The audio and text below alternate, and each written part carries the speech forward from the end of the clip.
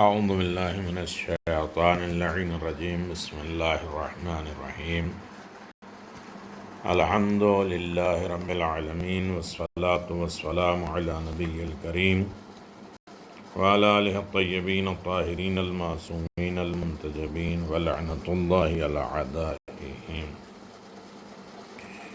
من الآن الی قیام یوم الدین آمین یا رب العالمین اما بعد فقد قال اللہ تبارک و تعالی فی قرآن مجید بسم اللہ الرحمن الرحیم یا ایہا الذین آمنوا اذا تداینتم بدین الی اجل مسمی فاکتبوہ ولیکتب بینکم کاتب بالعدل ولا يأبى كاتب أن يكتب كما علمه الله فليكتب صدق الله العلي العظيم وصدق رسوله النبي الكريم حاضرین محترم، السلام علیکم ورحمۃ اللہ وبرکاتہ۔ آج 29 شعبان معظم 1441، 23 اپریل 2020۔ آج کی مناسبت امام حسن عسکری علیہ السلام سے ہے۔ لا الہ الا اللہ الملک الحق المبین 100 مرتبہ، یا غفور و یا رحیم 1000 مرتبہ، یا رزاق 308 308۔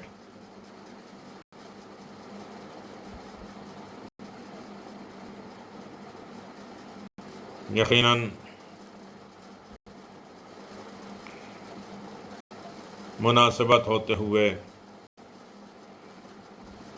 ماہ رمضان بالکل قریب سے قریب تر ہے، اور خاص طریقے سے آج جمعرات بھی ہے۔ سورہ بقرہ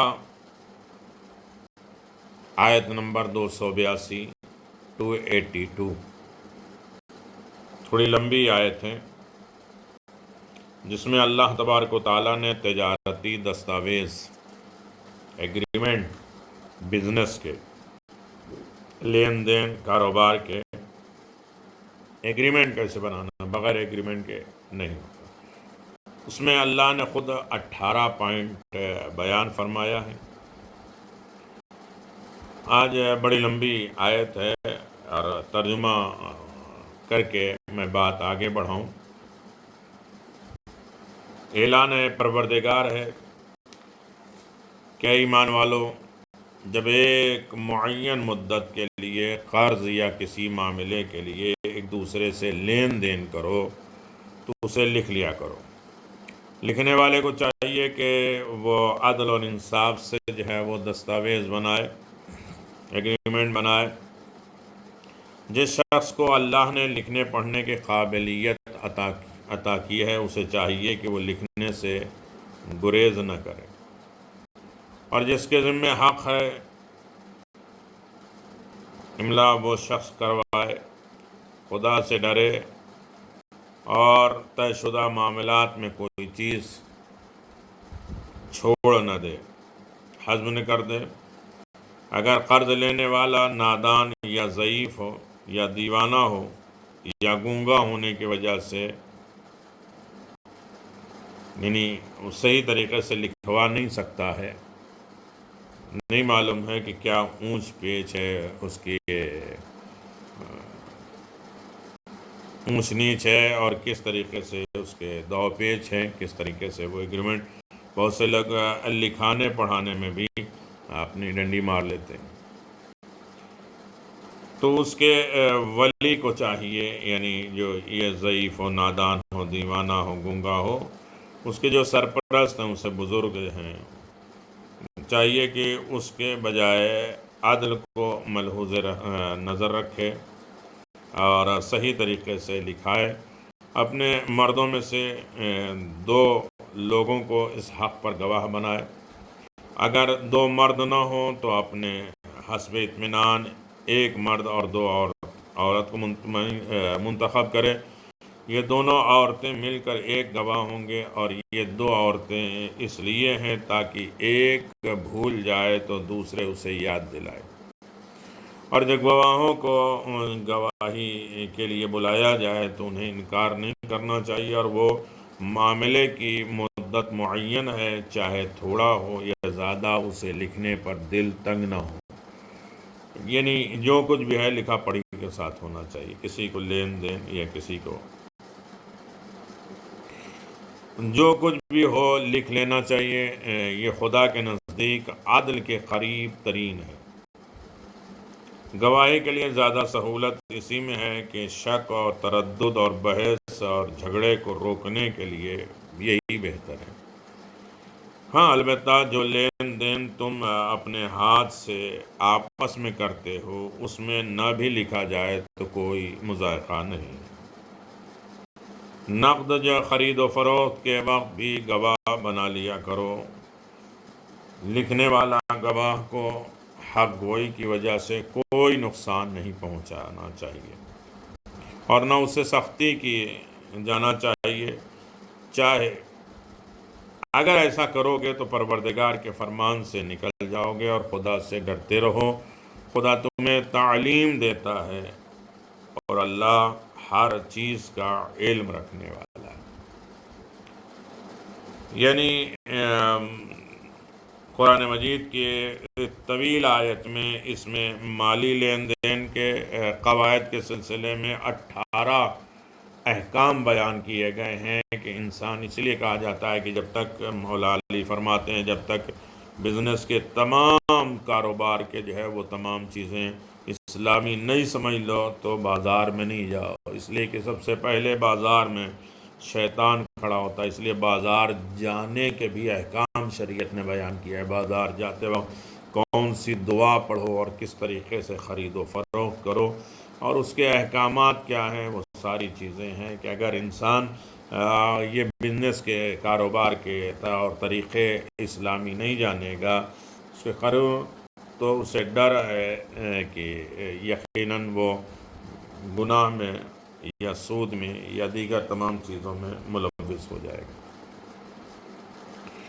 15 احکام سورہ مبارکہ بقرہ میں 500 حکم ہے۔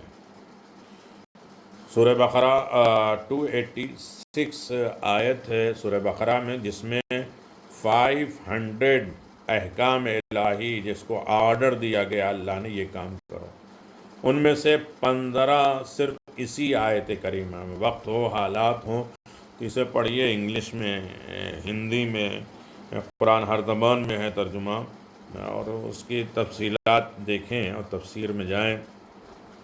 15 حکم اسی آیت میں۔ جب ایک مدت معین کے لیے قرض لینے کا لین دین کیا جائے تو اسے لکھ لیا کرو۔ پھر ہے لکھنے والے پر واجب ہے کہ وہ عدل انصاف سے لکھے۔ اپنے لکھے میں قرضہ لینے اور دینے والے کو نقصان نہیں ہونا چاہیے، ایسا لکھے۔ جب لکھنے کے لیے کہا جائے تو انکار نہ کرے۔ تمہیں لکھنا پڑھنا آتا ہے تو لکھ لو۔ شادی میں نوید یا جو ہے وہ پیسہ جو لکھاتے ہیں گفٹ دیتے ہیں اسے لکھنے کے لیے تیار ہے، یعنی ایک دوسرے کے لین دین میں تو ایک طرفہ لین دین نہیں لکھو کسی کے فیور میں۔ جو قرضہ لے رہا ہے وہ خود لکھوائے، یعنی کاتب کے سامنے اپنی زبانی اقرار کرنا چاہیے کہ واقعی میں نے فلاں سے اتنی مدت کے لیے قدر اتنا پیسہ لیا ہے قرضہ۔ قرضہ لینے والے کو اللہ تبارک و تعالیٰ سے خوف آنا چاہیے، اور لکھنے والے کو غلط نہ بتائے۔ جس طرح آپس میں معاملہ کیا ہے اسی طرح صحیح اور صحیح لکھوائے۔ جس کے لیے قرض لیا گیا ہے اگر وہ کم عقل ہے، یعنی دیوانہ اور مجنون ہے، پاگل ہے، بچہ ہے، یا لکھنا پڑھنا نہیں جانتا اور اقرار کرنے سے معذور ہے، تو وہ گونگا بھی ہو، تو اس کے ولی پر واجب ہے کہ وہ لکھوائے، لیکن عدل و انصاف کو خیال رکھے۔ نہ قرض لینے والے کو خسارہ گھاٹا ہو اور نہ دینے والے کو نقصان ہو۔ قرضے کے لین دین کے وقت 2 عادل مرد گواہ رکھنا چاہیے، اور اگر 2 عادل مرد نہ ہو سکیں تو 1 مرد 2 عورتیں گواہ ہونا چاہیے جو مومن ہو اور ظاہری اعتبار سے نیک ہو۔ جب کوئی گواہی کو گواہ بننے کے لیے یا حاکم شرع کے سامنے گواہی دینے کے لیے بلایا جائے تو ہر صورت میں وہ انکار نہ کرے، جائز نہیں، چھوٹا معاملہ ہو یا بڑا معاملہ ہو۔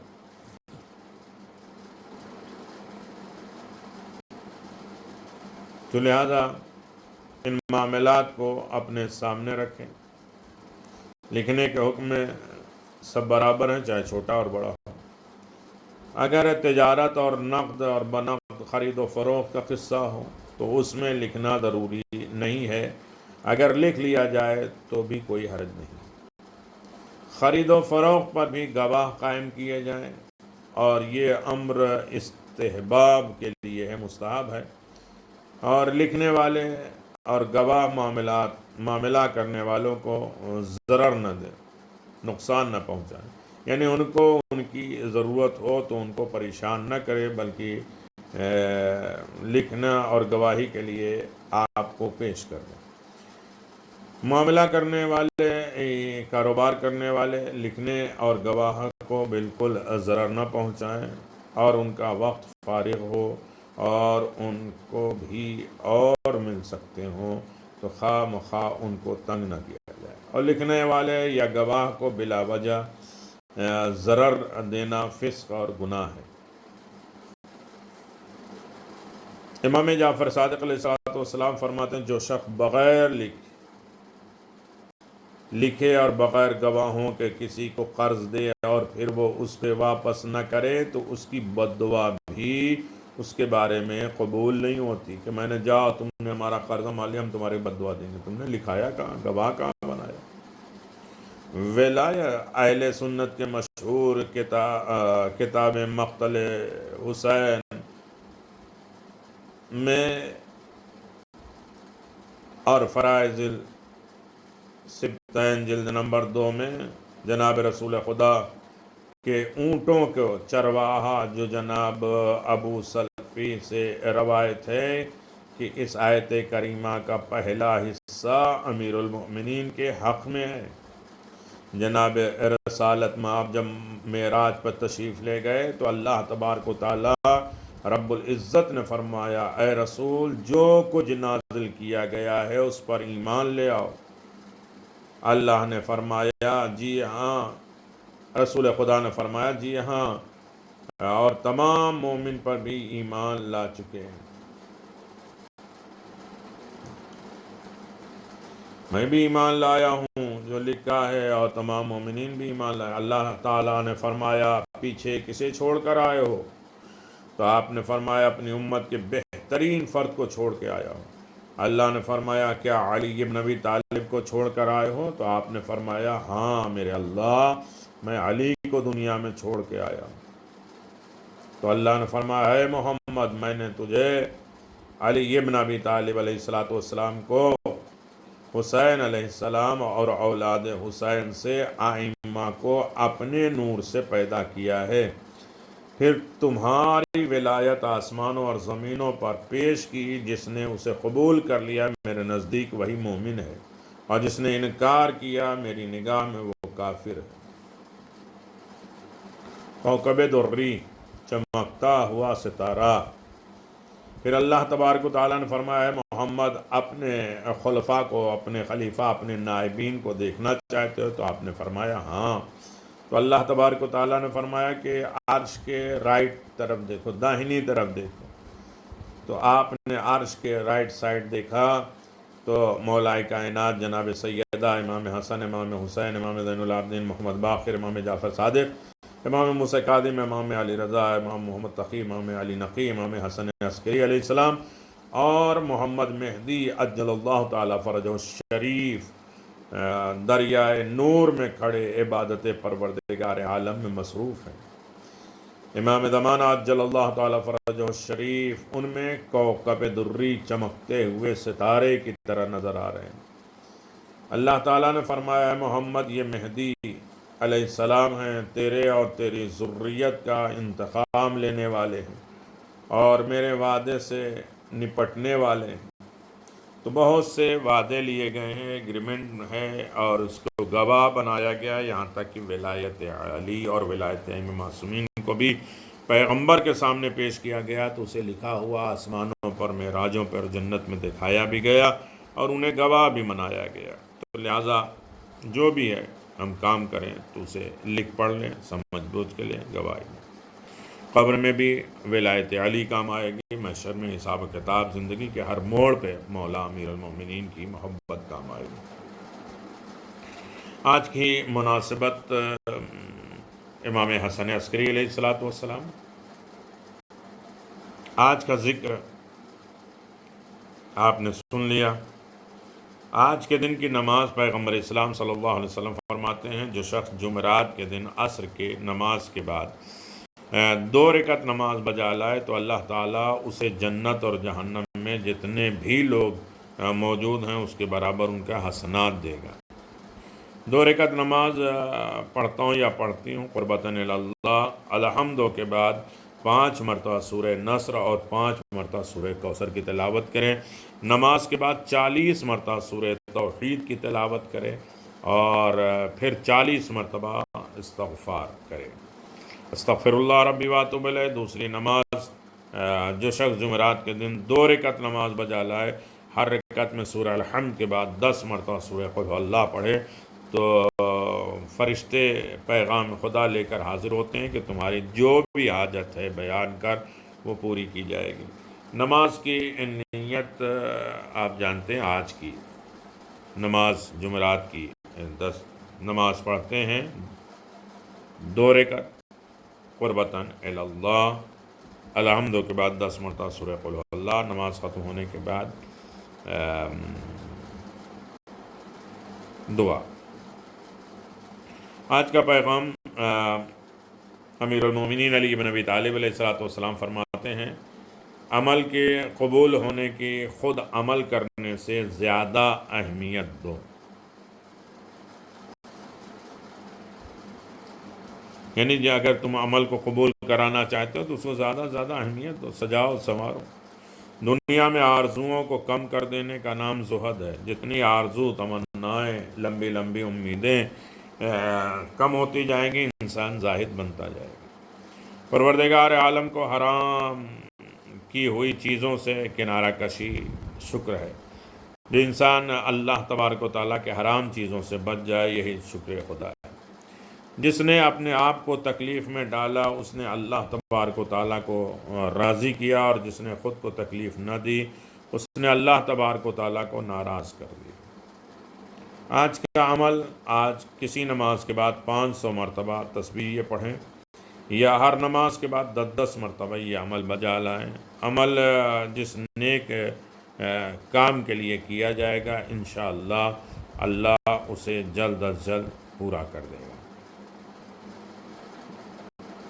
دل میں اپنی حاجت رکھیں، انشاءاللہ ضرور پوری ہوگی۔ اول و آخر 11 مرتبہ درود پڑھیں، اللہم صلی علی محمد و آل محمد، اور اللہم صلی علی حسن ابن علی علیہ السلام 25 مرتبہ بھی پڑھ سکتے ہیں۔ عزیزان محترم، ایک جمعرات کی نماز ماہ شعبان میں اس کی بڑی اہمیت ہے، یعنی آج ماہ شعبان کے جمعرات کو روزہ رکھنے اور نماز پڑھنے کا بہت زیادہ ثواب ہے۔ امیر المومنین علی بن ابی طالب علیہ السلام سے روایت ہے کہ آپ نے فرمایا کہ شعبان کے مہینے کی ہر جمعرات کے دن آسمان کو سجایا جاتا ہے اور ملائکہ کہتے ہیں اے اللہ آج کے دن روزہ رکھنے والے کو بخش دے اور ان کی دعاؤں کو قبول فرما۔ اور جو شخص جمعرات کے دن 2 رکعت نماز بجا لائے، ہر رکعت میں 1 مرتبہ سورہ حمد اور 100 مرتبہ سورہ قل ھو اللہ پڑھے، نماز کے بعد 100 مرتبہ صلوات پڑھے تو اللہ تبارک و تعالیٰ اس کے دین اور دنیا کی ہر حاجت کو پورا کر دے گا۔ اور جو شخص ماہ شعبان میں ایک روزہ رکھے اللہ تعالیٰ اس کے بدن کو جہنم کی آگ سے آزاد کرے گا۔ اقبال الاعمال صفحہ 201۔ تو یہ تو روزانہ کے روٹین اور دستور تھے، اعمال جو آپ کی خدمت میں بیان کیے گئے۔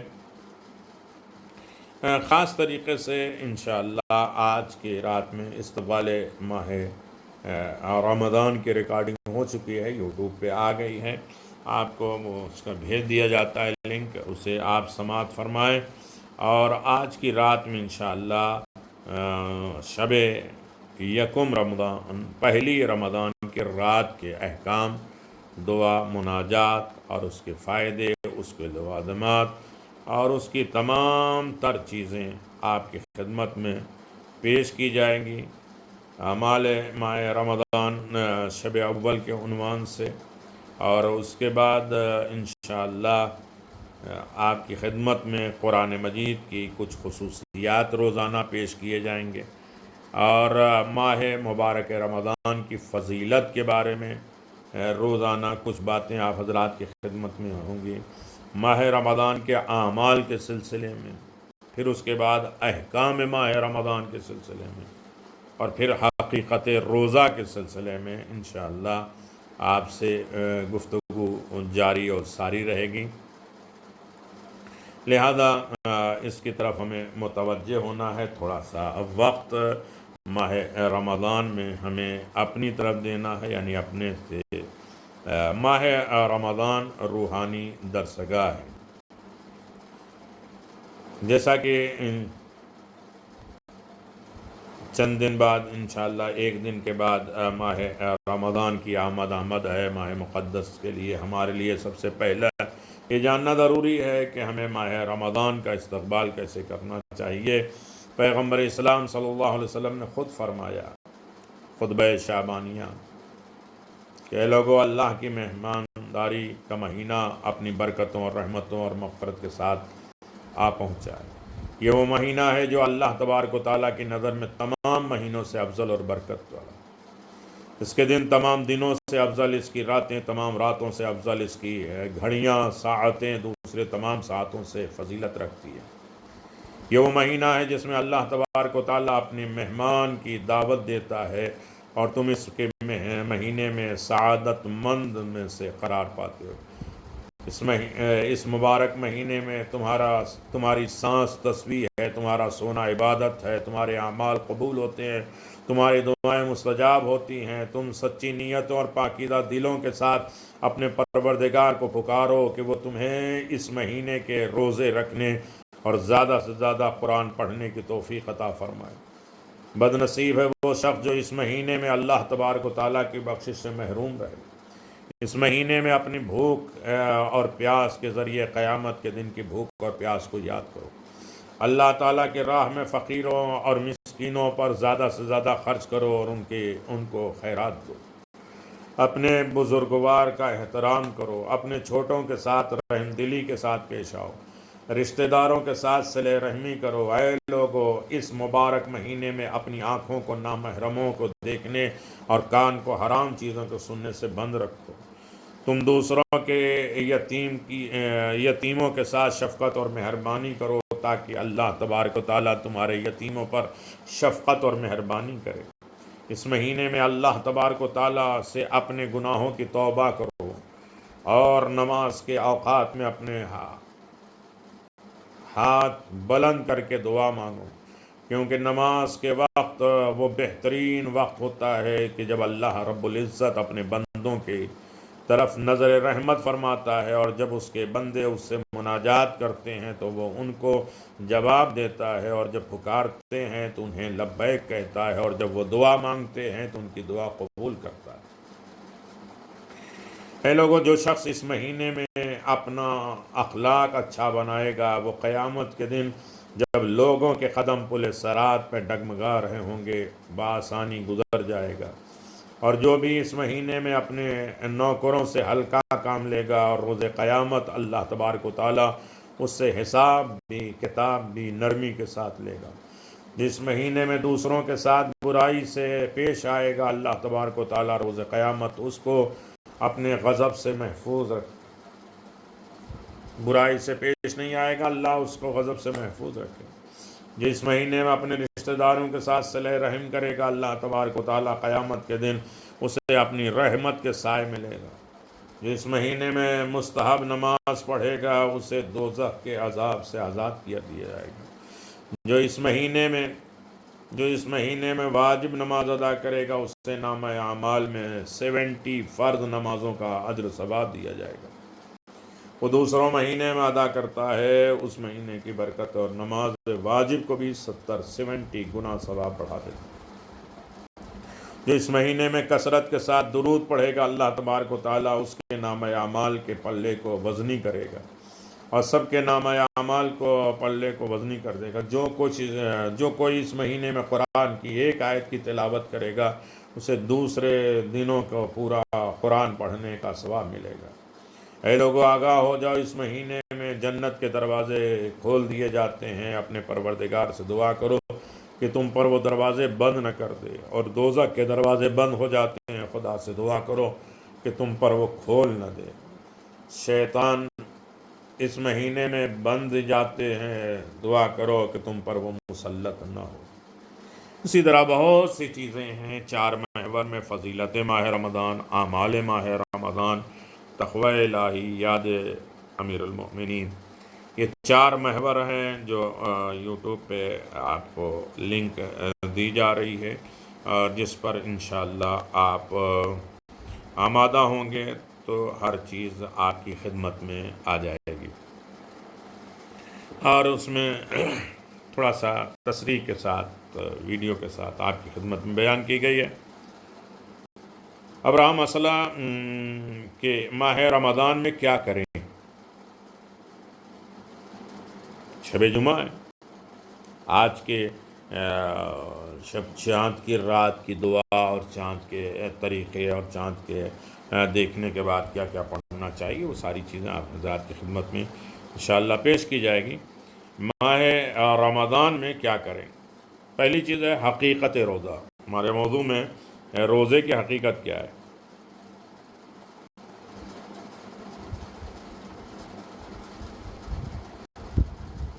کہ جو بھی انسان دنیا کے تمام چیزوں کو ایک عشق قرار دیتا ہے، عشق کی پہلی منزل ہے دعا۔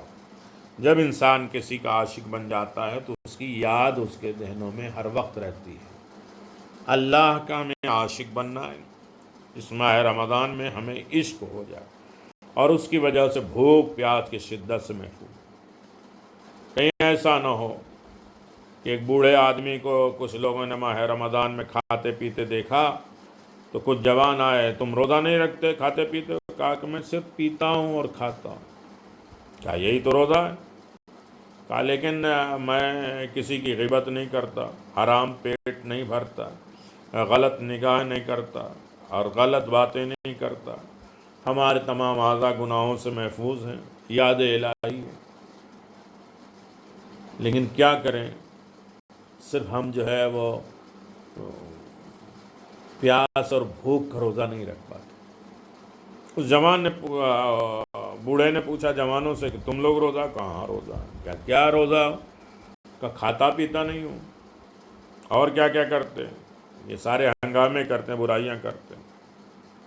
تو ان لوگوں نے بھی کہا کہ یقیناً روزہ تو وہی ہے کہ جو تمام جسم کے حصے کرے، انسان عاشق بن جائے خدا کا، میرے اللہ کو کیا پسند ہے، قیامت کی بھوک اور شدت کو یاد کرے، غریب فقراء کے بھوک اور پیاس کو یاد کرے، عشق کی بنیاد پر۔ عشق میں کوئی درد نہیں ہوتا، عشق میں عاشق کو یاد کرتے ہوئے کوئی تکلیف محسوس نہیں ہوتی ہے، بھوک پیاس نہیں لگتی ہے، ہر انسان اس کے لیے سب کچھ قربان کر دیتا ہے۔ تو حقیقت روزہ رکھنا، جب دعا میں ندرت پیدا ہو جائے اور جب مناجات میں کمال عشق شامل ہو جائے، تو پھر کائنات کا ذرہ ذرہ آشکار اور عیاں ہو جاتا ہے جب اس کی معرفت کا کچھ حصہ معرفت اہل بیت علیہ الصلوۃ والسلام سے ملنے لگے تو پھر دین شناسی پیدا ہو جاتی ہے، اور دین شناسی کے لیے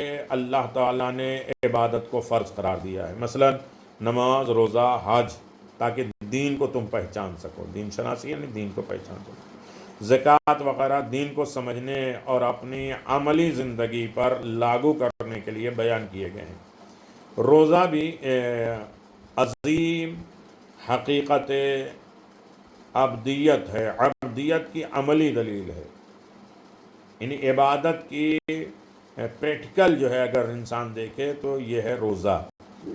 حقیقت روزہ کچھ یوں ہے۔ روزہ تربیت انسان کے لیے ایک عملی مشق ہے۔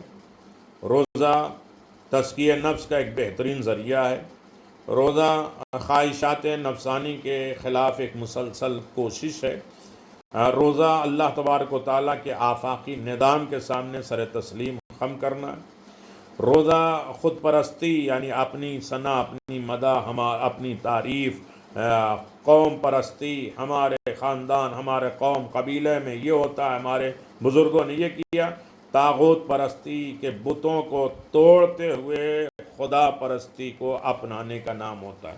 کچھ لوگ ہوتے ہیں کہ صرف اپنی بخان ہر وقت کوئی بات کرو تو وہ اپنے اوپر فٹ کرتے ہیں یا اپنے خاندان کے اوپر فٹ کر لیتے ہیں۔ تو ان تمام چیزوں سے چھوڑ کر خدا پرستی، خدا کے بندوں کی یاد دہانی کا نام روزہ ہے۔ روزہ آگاہی، بیداری اور احساس ذمہ داری کا نام ہے۔ روزہ خود شناسی، اپنے آپ کو پہچاننے اور خود احتسابی، اپنے آپ کا حساب لینے کا نام روزہ ہے۔ روزہ خود ستائش، اپنی تعریف اور خود محصوری اور خود ثنائی کے غلاف کو دور کرنے کا نام ہے۔ اپنے آپ کی تعریف، اپنے آپ کی جو ہے ثنا اور مدح سرا، اپنی سوچ، اپنی فکر، اپنی زبان، اپنے خیال، اپنے کھانا، اپنا پینا، اپنا رہن، اپنی دولت کہ صرف مدح سرائی، تعریف، ان سب چیزوں سے نکال کر خدا کی طرف متوجہ کرتا یہ روزہ ہے۔ روزہ جذبہ اخلاص کا عملی نمونہ ہے۔ انسان کے اندر خلوص کتنا ہے یہ روزہ بتائے گا۔ ہاں، وضو کے لیے منہ میں پانی جاتا ہے، کون دیکھ رہا ہے؟ گلے میں اتار سکتے ہیں، لیکن اس میں خلوص سے، دیکھے یا نہ دیکھے، ہم خدا کے لیے روزہ رکھتے ہیں، تو یہ بہترین عمل ہے۔ روزہ خاکی انسان کو افلاکی بنانے کا نسخہ ہے۔ ایک انسان مٹی سے لے کر آسمان اور معراج پر لے جاتے ہیں یہی روزہ۔ روزہ ترک دنیا، ترک خواہشات کا نام ہے۔ دنیا کو بھی چھوڑ دو، خواہشات کو بھی چھوڑ دو۔ صرف بھوک پیاس کا نام روزہ نہیں ہے، بہت سی خواہشات کو بھی ترک کر دینے کا نام روزہ ہے۔ روزہ رضا خدا کے لیے سب کچھ چھوڑ دینے کا نام ہے۔ روزہ مقصد حیات صرف اللہ تعالیٰ کا مقدس ذات قرار دینا، کیا صرف اللہ ہے۔ روزہ منادیان توحید کی آواز پر لبیک، جو اللہ کی وحدانیت کی طرف بلانے والے ہیں، ان کی آواز پر لبیک کہنے کا نام ہے۔ روزہ ایثار و وفاداری کا جذبہ پیدا کرتا ہے، انسان کے اندر قربانی دینے کا، صرف مل جائے اپنے کھا پی نہ لے، بلکہ یہ وہ ہے، روزہ ہی ہے کہ جو مسکین یتیم کو اپنے سامنے سے روٹیاں اٹھا کے دے دیتے ہیں اور خود نمک پانی سے افطار کرا دیتے ہیں، یہ روزہ ہی تو ہے جو ایثار اور وفاداری کا جذبہ ہے۔ غریبوں، یتیم اور بیواؤں کے دکھ درد میں شریک ہونے کا نام روزہ ہے۔ شعور باطل اور تقوی قلبی کا نام روزہ ہے، دل میں متقی ہو جائے۔ روزہ وحدت افکار، ایک فکر اور وحدت اذکار، ذکر کوئی کر رہے ہیں، تسبیح گھما رہے ہیں، خیال کہیں اور ہے۔ وحدت کردار، ایک کردار کا نام روزہ ہے۔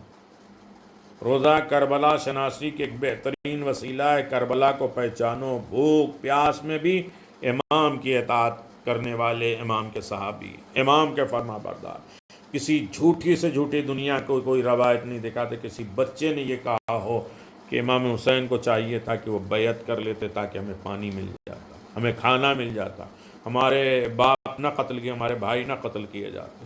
کسی جگہ پہ بعد میں افسوس نہیں ملے گا۔ یہ کیا ہے؟ یہ کربلا شناسی، بھوک پیاس، شدت اور پھر اپنے امام کی اطاعت کے لیے اپنا سب کچھ لٹا دینے کا نام کربلا ہے۔ اور یہ ہم کس سے سوکھیں گے؟ روزے سے۔ خود بناؤ، خود کھا لو، اور پیٹ آدھا 4 بجے تک ڈھکارے آئیں، اور اس کے بعد تیاری ہو جائے کہ اب افطار میں کیا کھائیں، اس کا نام روزہ نہیں۔ اتنا کھا ہی لیا سحری میں کہ اب آدھے دن بھوک ہی نہیں لگے گی، اور آدھا دن جو ہے وہ انتظار افطار میں گزار دیا۔ روزہ فرعونیت، نمرودیت، یزیدیت سے بیداری کا نام ہے۔ فرعون سے نہیں، فرعونیت، جو فرعونیت تھی، نمرود نہیں، نمرودیت سے، یزید نہیں، یزیدیت سے نفرت اور بیزاری کا نام روزہ ہے۔ روزہ ظاہری اور باطنی میں یکسوئی، ہمارا اوپن بھی، ہمارا انٹرنل بھی، سب ایک ہو، ہمارے اندر کی لائف ظاہر اور چھپی ہوئی باطن سب ایک نظر آئے۔ روزہ اپنے میں خامیوں سے آگاہ ہوتے ہوئے اپنی شخصیت کو تعبیر کا نام ہے۔ روزہ دنیا کو وسیلہ آخرت قرار دینے کا نام ہے۔ روزہ روح عبادت کو اپنے وجود میں اجاگر کرنے کا نام ہے۔ روزہ دوسروں کو دنیا کے جذبے کو فروغ دینے کا نام ہے۔ روزہ فقیر کی غربت کا احساس کرنے کا نام ہے۔ روزہ امیر کے تقوی میں بلندی کا نام ہے۔ روزہ عظمت امیر المؤمنین علی بن ابی طالب علیہ السلام کی یاد دلانے کا نام ہے۔ روزہ لافانی ہستی کے خلاف ہجرت کرنا ہے۔ لافانی بستی سے کوچ کر جانا جہاں گناہ۔ خود 7ویں امام کے قید خانے کتنا مضطرب، کتنا پریشان کن تھے، لیکن جب دروغ زندان نے کہا کہ آئیے ہم اپنے گھر لے کے چلیں، تو امام اس کے گھر گئے، اور اس گھر میں اس نے سارے عیش آرام سکون، چلنے پھرنے بیٹھنے کی جگہ امام کی رکھی۔ تو امام نے فرمایا کہ چلو اس گھر سے مجھے قید خانے میں لے کے جاؤ۔ کہ مولا، قید خانے میں نہ آپ پیر پھیلا کے بیٹھ پاتے ہیں، نہ سر اٹھا کے بیٹھ پاتے ہیں، نہ کھڑے ہوتے ہیں، اس طریقے سے آپ زندگی گزار رہے ہیں، اور یہ تو آپ کے لیے عیش آرام کی جگہ ہے۔ فرمایا نہیں، یہاں سے لے کے چلو، ہمیں بغل سے میوزک اور گانے کی آواز آ رہی ہے، یہاں سے نکل جاؤ، ہجرت کر جاؤ۔ یہ لافانی بستی جہاں گناہ کے آثار، فتنے، فساد، اختلافات، صرف زمین جائیداد، مال دولت، اپنا پرایا، چھپن چھپی، یہ ساری چیزیں ہیں، تو وہاں سے ہجرت کر جاؤ۔ روزہ اخوت، بھائی چارگی، رواداری، امن اور محبت کے جذبوں کو فروغ دینے کا نام ہے۔ روزہ ہر چیز کو رنگ الہی سے دیکھتے ہوئے، صبغت اللہ، ہر چیز کو اللہ کا رنگ ڈال دو، ہر چیز میں۔ اللہ، یہ پیاس کیا، یہ بھوک کیا، تیری مدد نہ ہوتی، ارے نماز میں پڑھتے ہیں بحول اللہ وقوتہ یقوم ویقعد، تیری دی ہوئی طاقت سے اٹھتے بیٹھتے ہیں۔ جب ہمارا اٹھنا بیٹھنا ان کی طاقت سے ہے، تو ہمارا بھوکا رہنا، ہمارا روزہ رکھنا بھی اللہ کی دی ہوئی طاقت سے۔ تو لہذا ہر چیز میں اللہ کا رنگ بھر دو، ہر چیز اللہ کے رنگ میں رنگے ہوئی تمہیں دکھنا چاہیے۔ روزہ پستی سے بلندی کی طرف پرواز کرنے کا نام ہے۔ روزہ عالم انفس، عالم آفاق کے عظیم آیات الہی کا مشاہدہ کرنا ہے۔ ہمارے نفسوں میں، ہماری زندگیوں میں کیا نشانیاں اللہ کی، اور زمانے میں بھی اللہ کی کیا عظیم ترین نشانیاں، اس کو دیکھنا لگتا ہے انسان روزے دار۔ دین و دنیا کے حسین امتزاج، دنیا کو جوڑ دیتا ہے روزہ، ملاوٹ کر دیتا ہے، جیسے دریا ملتے ہیں آپس میں۔ روزہ مادیات کو روحانیات میں تبدیل کر دینے کا نام ہے۔ روزہ حق کو سمجھنے اور حق کو انتخاب کرنے اور حق کے ساتھ دینے کا نام ہے۔ روزہ نغمہ ولایت اور جذبہ شہادت سے سرشار ہونے کا نام ہے۔ روزہ خودی کو، کشکول کو اللہ تبارک و تعالیٰ کی رحمتوں سے بھرنے کا نام ہے۔ روزہ قرآن پاک کی بہار کا نام ہے۔ مومنین اکرام، سامعین محترم، اگر ہم سب ان باتوں پر غور کریں اور عمل کریں تو یقیناً روزے کی حقیقت کا ہمیں پتہ چل جاتا ہے۔ تو یہ تو روزے کی حقیقت صرف بیان کر رہے تھے، فضیلت روزہ کیا ہے، احکام روزہ کیا ہے، اور اعمال روزہ کیا ہے، اس کے اوپر بھی ہمیں غور کرنا ہے۔ نمبر 2، روزہ کسی کام کا نہیں ہے۔ عالم غیر معلمہ،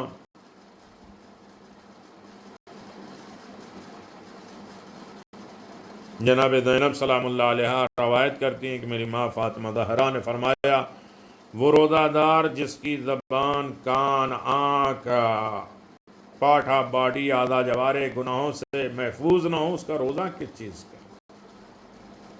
جسم کے ہر حصہ روزے دار۔ ہمارے یہاں ہوتا ہے بابا کو نہ جگاؤ، روزے سے ہیں، غصہ کریں گے۔ جب غصہ کریں گے تو روزہ کس چیز کا؟ ہر قسم کے گناہ سے دوری کا نام روزہ ہے۔ امام جعفر صادق علیہ السلام فرماتے ہیں، جب تم روزہ رکھتے ہو تو لازم ہے کہ تمہاری آنکھیں، کان، بال، بدن، جلد بھی روزے دار ہوں، یعنی ہر قسم کے گناہوں سے دوری کا اختیار کیا جائے۔ ماہ رمضان اور اخلاق، رسول خدا صلی اللہ علیہ وسلم فرماتے ہیں، جو شخص ماہ رمضان میں اپنے اخلاق کو ٹھیک کرے تو اللہ تعالیٰ قیامت کے دن اسے پل صراط سے آسانی سے گزار دے گا، جبکہ لوگوں کے قدمے وہاں پھسل جائیں گے۔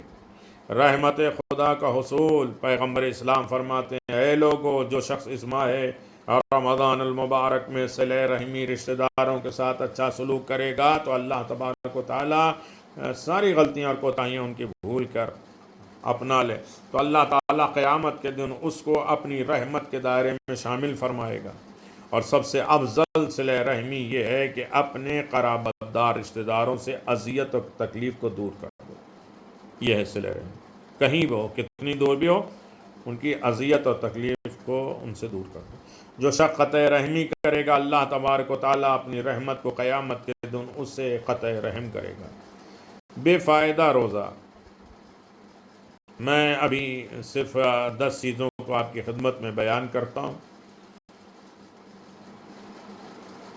6 نمبر بے فائدہ روزہ، امام الصائمین مولا امیر المؤمنین فرماتے ہیں، کتنے ہی روزے دار ایسے ہیں جن کو ان کے روزے سے صرف بھوک اور پیاس کے علاوہ کچھ نہیں ملتا۔ کتنے ہی نماز شب پڑھنے والے شب زندہ دار ہیں جن کو ان کی شب زندہ داری کے سوا کوئی چیز نہیں ملتی، صرف جو ہے نیند برباد کرتے ہیں۔ 7 نمبر کسی مظلوم مومن کی مدد کرنا، مولا امام رضا علیہ السلام فرماتے ہیں، اگر کوئی شخص اس ماہ مبارک رمضان میں کسی مومن کی یا کسی مظلوم کی مدد کرے تو اللہ تبارک و تعالیٰ قیامت کے اس کے پل صراط پر مدد کرے گا اور حساب اور میزان آسان کرے گا۔